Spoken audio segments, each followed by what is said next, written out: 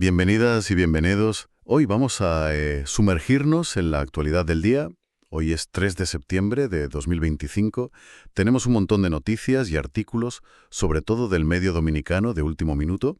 Y bueno, el menú es variado. Economía, tecnología, política local, internacional, deportes y bastante del mundo del espectáculo que parece que está dando mucho que hablar por allí. La idea hoy es tomarle el pulso a este día concreto, ¿no? Ver qué historias destacan, qué temas se repiten y, bueno, encontrar esas perlas informativas, esos detalles curiosos que nos ayuden a entender un poco mejor el panorama general. Así que venga, vamos a meternos en faena. Exacto. Vamos a intentar conectar los puntos, ¿no? Desde ese dinamismo económico que parece que se respira en la República Dominicana, hasta cómo ciertos fenómenos de la cultura popular de allí pues reflejan tendencias o se mezclan con cosas que pasan a nivel global. La verdad es que las fuentes nos dan una instantánea muy rica, muy compleja de este momento. Pues empezamos fuerte, por la economía dominicana. Hay titulares importantes, cifras considerables. Hablan de que los activos totales de la banca múltiple nacional están rozando los 4 billones de pesos dominicanos. Eso es un crecimiento interanual del 9%. O sea, no es moco de pavo.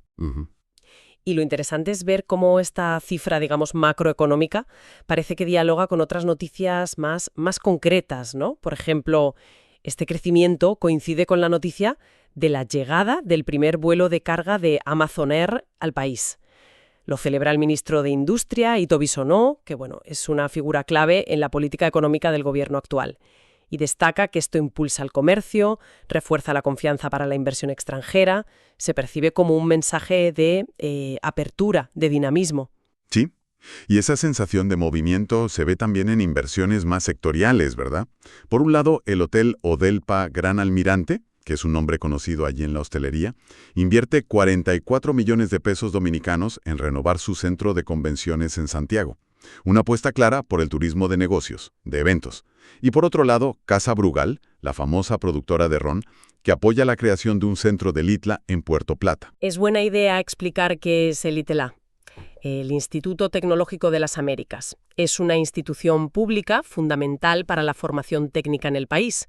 Y este apoyo de Casa Brugal pues indica una colaboración público-privada, orientada a desarrollar capital humano cualificado, que al final es esencial para sostener el crecimiento económico a largo plazo. Claro. Y el sector público también se mueve, invierte. El presidente Luis Abinader ha calificado de éxito la prueba de la línea 2C del metro de Santo Domingo, que va hacia Los Alcarrizos, una zona con mucha población. La apertura, dicen, está prevista para febrero de 2026.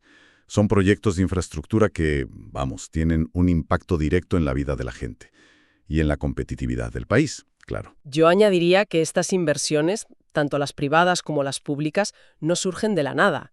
Las fuentes mencionan una reunión del ministro Bisonó con el FMI, con el Fondo Monetario Internacional, para revisar precisamente los avances en producción, en innovación. Que el FMI esté siguiendo esto, pues es significativo.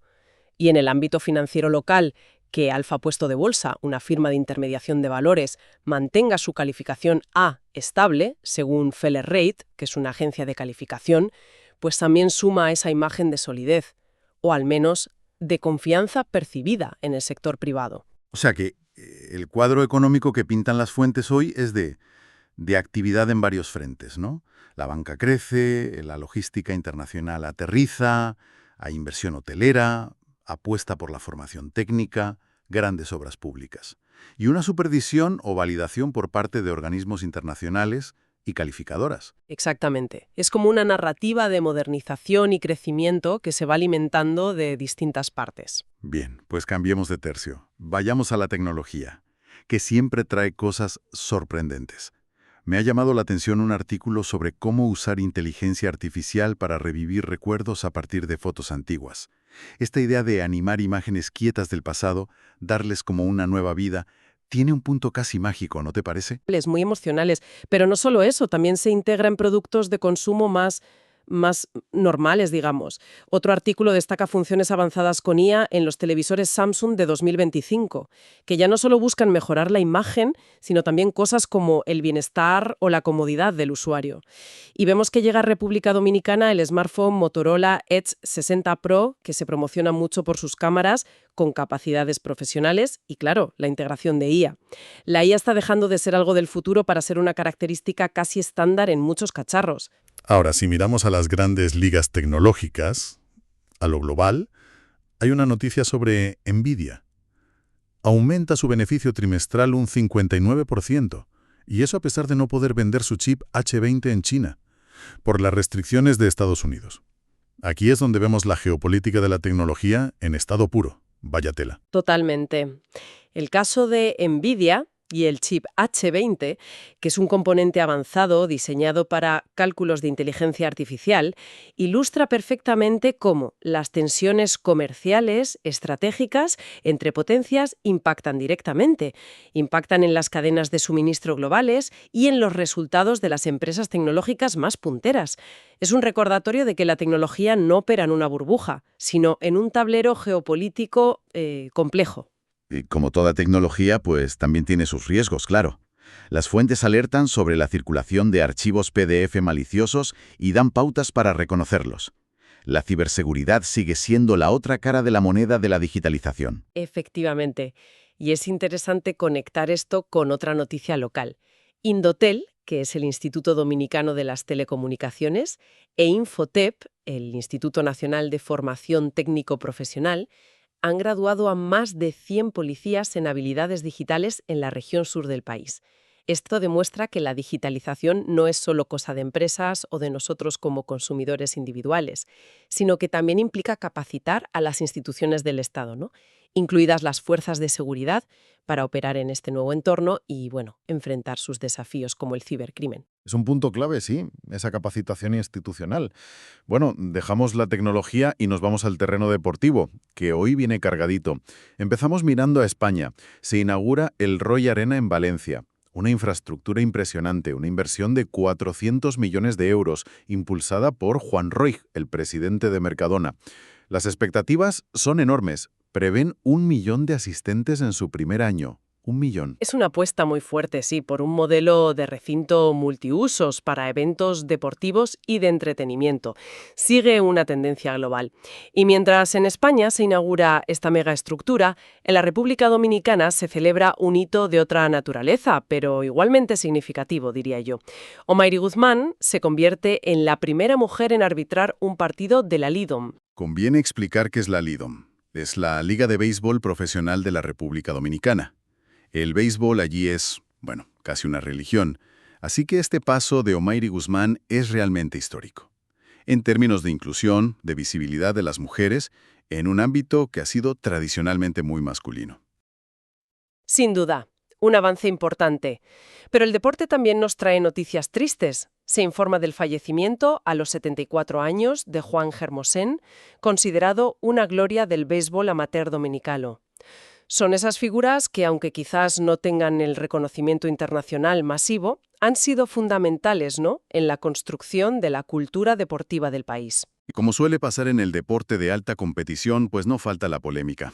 La boxeadora taiwanesa Lin Yutin, que fue medalla de oro en los Juegos Olímpicos de París 2024, se ha dado de baja de los mundiales. La razón, según la noticia, es que se sometió a un test de verificación de sexo solicitado por la organización y no ha recibido respuesta sobre los resultados. Este es un tema tremendamente complejo y delicado. Plantea interrogantes sobre las normativas de elegibilidad basadas en el sexo, el género en el deporte, sobre la privacidad de los atletas, la transparencia de los procesos de verificación y el impacto psicológico que estas situaciones pueden tener, claro. No hay respuestas fáciles aquí y cada caso como este reabre el debate. Desde luego. Para cerrar el bloque deportivo con una nota un poco más positiva y volviendo al tema de la equidad. El Mundial de Críquet Femenino de 2025 repartirá una bolsa de premios superior a la del último Mundial masculino. Casi 14 millones de dólares en total, batiendo récords. Es un contraste interesante que sale de las noticias del día, ¿verdad? Por un lado, un caso individual como el de Lin Yutin, que subraya las complejidades, las controversias en torno a la regulación del género en el deporte. Y por otro, un avance colectivo significativo en la valoración económica del deporte femenino a nivel global, como muestra el críquet. Totalmente de acuerdo. Y con esto nos metemos ya en el mundo del entretenimiento. Las fuentes de hoy dedican bastante espacio a un reality show que parece estar causando furor en la República Dominicana. La Casa de Alofoque. Alofoque, para quien no lo conozca, es Santiago Matías, una figura mediática muy influyente en el país. Sí, el seguimiento parece intenso. Varias noticias giran en torno a las dinámicas internas del programa. Por ejemplo, se recogió una crítica del artista urbano Crazy Design hacia otra concursante, Carola. La acusa de monopolizar la conversación durante una cita con otro participante, Dotol Nastra, que organizó el propio show. Lo significativo no es tanto el incidente en sí, sino cómo estas interacciones, magnificadas por el formato, pues generan debate público y se convierten en noticia fuera de la casa. Vaya. Y no es el único episodio que salta a los titulares. Otro concursante, Giuseppe Benignini, conocido como el Trujillo dentro del show, se mostró muy emocionado, hasta las lágrimas, por extrañar a su hija. Son esos momentos de vulnerabilidad personal que a menudo buscan estos formatos para conectar con la audiencia, ¿no? Exacto. Pero lo que resulta particularmente llamativo de este concursante, Giuseppe Benignini, es que según una de las notas se presenta como estudiante de política internacional y manifestó dentro del reality su aspiración de llegar a ser presidente de Venezuela en el futuro. Esta mezcla de exposición personal en un reality, emotividad y ambición política de tan alto nivel es, cuanto menos, sorprendente y dice mucho sobre cómo se difuminan las fronteras entre entretenimiento, esfera pública y aspiraciones personales hoy en día. Vaya cóctel, sí. Parece que el programa es una fuente constante de noticias. Incluso se menciona un momento más ligero en que los participantes se imitaron unos a otros.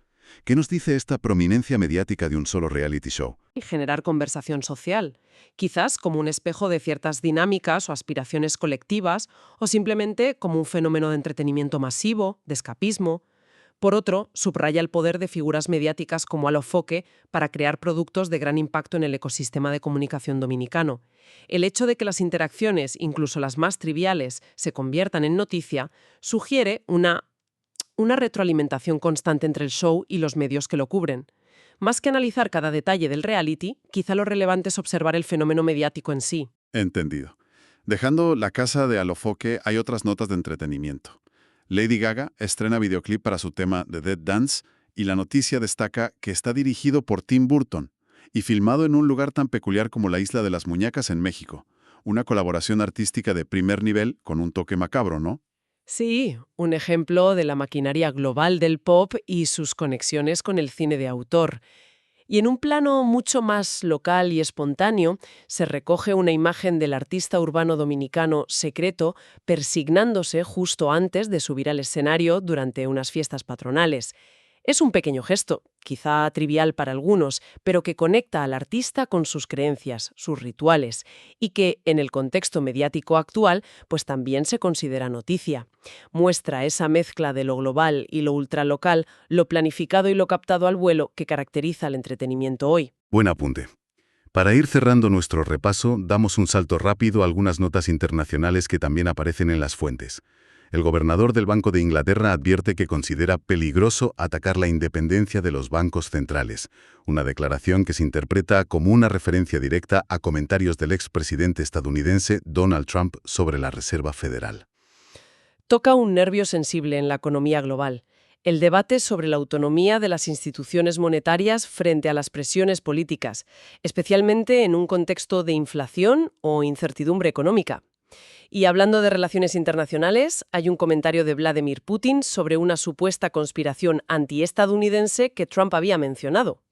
Putin dice, con cierta ironía, que su homólogo estadounidense tiene sentido del humor. Son esos intercambios indecperos a través de declaraciones a la prensa los que a veces ofrecen una pincelada sobre el tono de las relaciones entre grandes potencias, en este caso, Rusia y Estados Unidos. Más en lo deportivo internacional.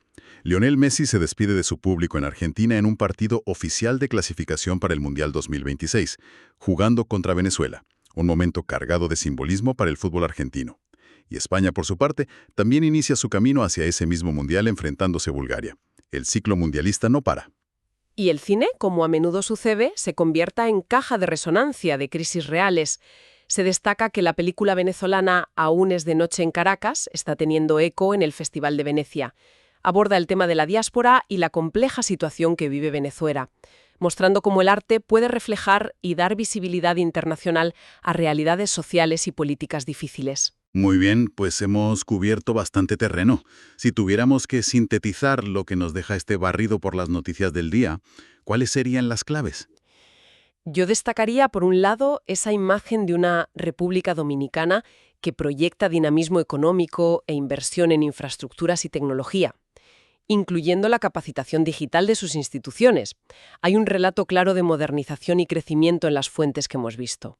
Sí, y en paralelo vemos una efervescencia en la cultura popular y el entretenimiento, donde formatos como este reality show, La Casa de Alofoque, adquieren una centralidad mediática enorme, generando un flujo constante de noticias y conversación social que compite, o bueno, convive, con las noticias más serias. El deporte también hemos visto contrastes, desde hitos positivos de inclusión como la primera árbitra en la Lidom y avances en la equidad económica en el críquet femenino, hasta el dolor por la pérdida de figuras locales y las complejidades éticas y regulatorias que plantea el caso de la boxeadora taiwanesa.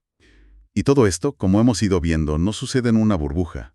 Está conectado con un contexto global, donde la economía, con debates sobre inflación e independencia de bancos centrales, la geopolítica, las tensiones EU-Rusia-China que se reflejan hasta en el mercado de chips, y los grandes eventos deportivos y culturales globales siguen marcando el ritmo.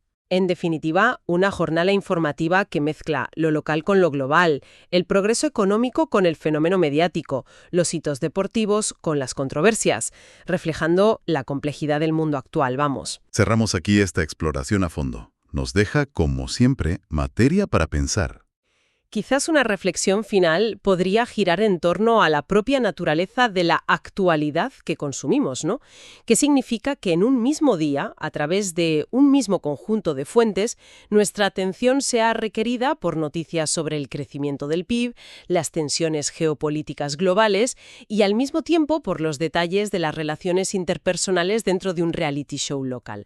¿Cómo gestionamos como audiencia esta amalgama de información de tan diversa índole y escala? ¿Refleja simplemente la diversidad de intereses o hay algo más profundo sobre cómo se jerarquiza y se consume la información en la era digital? Una pregunta abierta para seguir dándole vueltas.